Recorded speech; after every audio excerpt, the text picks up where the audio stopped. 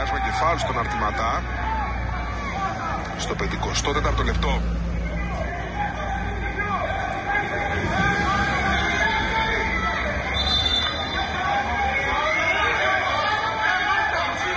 Υπάρχει μαρκάρισμα, πολύ επικίνδυνο παιχνίδι από τον Κρυχόβιακ, βρήκε τον αντίπαλο στην κοιλιακή χώρα με τις τάπες.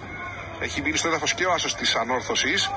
Τώρα στο replay φάνηκε καθαρά το φάουλ το οποίο έγινε, γι' αυτό υπήρξαν και διαμαρτυρίες από παίκτες της Καρμιώτσας που διεκδίκησαν τη δεύτερη κίτρινη κάρτα για τον Κρυχόβιακ.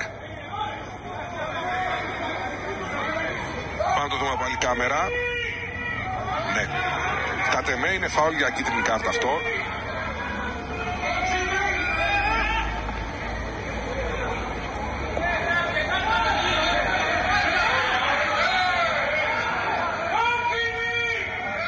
Εκτός ο Κρυχόβιακ αφού του παρασχέθηκαν οι πρώτες βοήθειες και το παιχνίδι θα συνεχιστεί με την εκτέλεση του φάουλ για την Καρμιώτισσα.